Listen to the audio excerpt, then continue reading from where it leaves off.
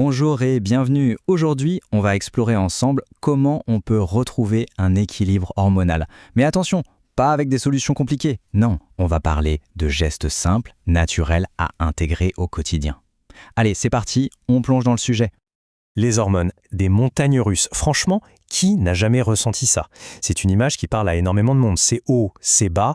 On a parfois vraiment l'impression de ne plus rien contrôler. Et c'est une sensation, il faut le dire, qui est très, très répandue.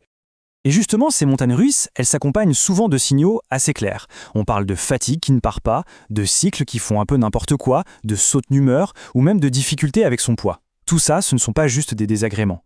En fait, c'est un peu comme si le corps essayait de nous dire quelque chose. Ce sont des messages qu'il est super important d'apprendre à écouter. Alors, pour y voir un peu plus clair dans tout ça, on va s'organiser. On va suivre une sorte de feuille de route structurée autour de 5 grands piliers. Pensez-y comme 5 domaines clés sur lesquels on peut agir. On va voir ensemble le sommeil, l'alimentation, le mouvement, la gestion du stress et enfin l'environnement. C'est notre plan pour aborder le sujet de manière concrète.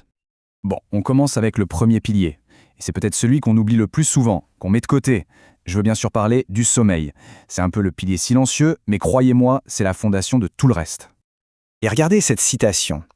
Le sommeil est le chef d'orchestre invisible de vos hormones. Je trouve cette image absolument parfaite. Imaginez un orchestre.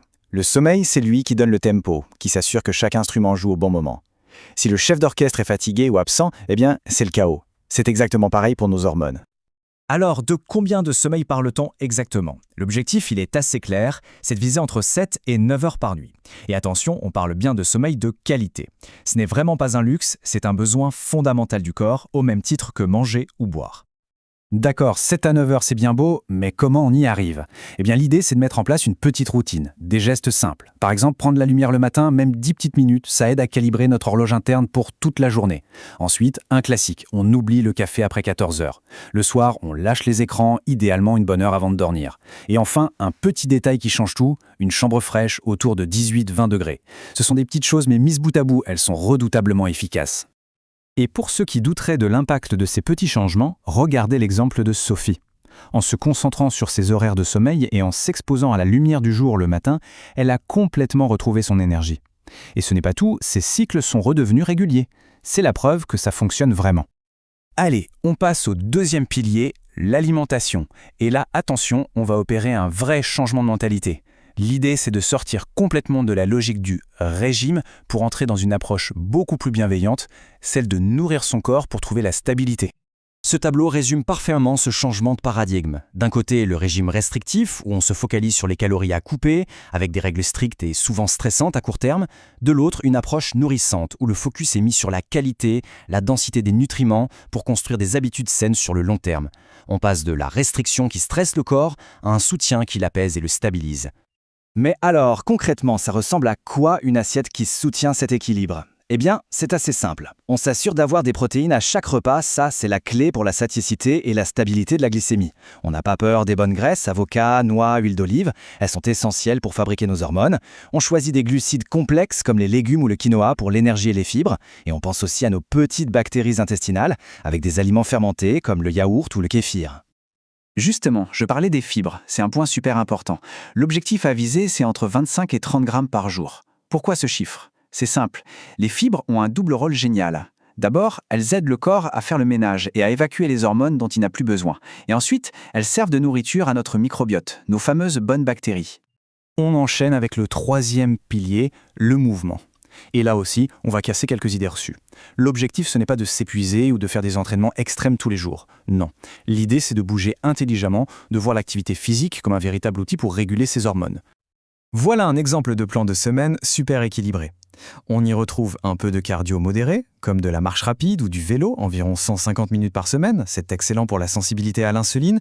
On y ajoute 2 séances de renforcement musculaire pour booster le métabolisme. Et, très important, on n'oublie pas les activités plus douces, comme le yoga ou des étirements, pour aider à faire baisser le fameux cortisol, l'hormone du stress. C'est vraiment ce mélange qui est intéressant. Et l'histoire de Claire illustre ça à merveille. Pas de marathon, pas de programme d'entraînement de folie. Juste des marches quotidiennes et quelques séances légères de musculation chaque semaine.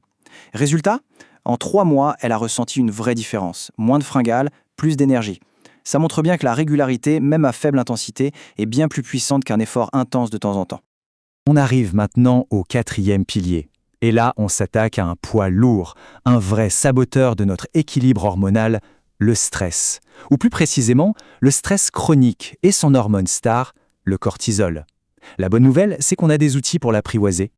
Et voici un de ces outils, un des plus simples et des plus puissants qui soit, le reset de 5 minutes, aussi connu sous le nom de cohérence cardiaque. Le principe est d'une simplicité enfantine. On trouve un coin tranquille, on inspire doucement par le nez sur 5 secondes, puis on expire doucement sur 5 secondes. On fait ça pendant 5 minutes, c'est tout. Mais l'effet est immédiat. C'est comme appuyer sur un bouton reset pour calmer son système nerveux et faire chuter le cortisol. Et comme pour le reste, la régularité paie. Prenez l'exemple de Louise. Elle a juste intégré ces 5 petites minutes de respiration dans sa routine du matin. Et en seulement 6 semaines, les effets étaient là. Un meilleur sommeil, des cycles plus réguliers. C'est la preuve que même une micro-habitude peut avoir un effet domino incroyable sur tout notre équilibre. Et on termine avec notre 5e et dernier pilier qui est tout aussi crucial, l'environnement. Et quand on dit environnement, on parle de 2 choses. D'abord notre environnement intérieur, c'est-à-dire notre intestin et son précieux microbiote, et puis bien sûr l'environnement extérieur, tout ce qui nous entoure au quotidien. L'idée ici, c'est d'alléger la charge toxique que notre corps doit gérer. Comment ? D'abord en chouchoutant notre microbiote, avec des fibres et des aliments fermentés. Ensuite, en étant attentif à ce qui nous entoure. Par exemple, privilégier les contenants en verre ou en inox plutôt qu'en plastique. Choisir des cosmétiques avec des listes d'ingrédients plus courtes, plus simples. Ou tout bêtement, penser à bien aérer sa maison tous les jours. Ce sont des gestes simples qui limitent notre exposition aux perturbateurs endocriniens. L'article fait aussi une mention des plantes adaptogènes, comme la ashwagandha ou la rhodiola. Ce sont des plantes qui, comme leur nom l'indique, peuvent aider le corps à mieux s'adapter au stress. C'est une piste intéressante, mais, et là j'insiste vraiment, il y a un avertissement très important.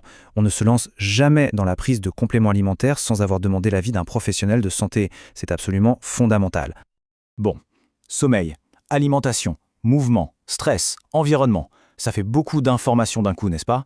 On peut se sentir un peu submergé et se demander « mais par où est-ce qu'on commence ?» Eh bien la réponse, elle est très simple. Elle tient en un seul chiffre. 2 ou 3. Voilà la clé. Le but, ce n'est surtout pas la perfection. Il ne s'agit pas de tout changer du jour au lendemain. L'idée, c'est de piocher dans tout ce qu'on a vu et de choisir 2 ou 3 gestes qui paraissent les plus simples, les plus accessibles à mettre en place.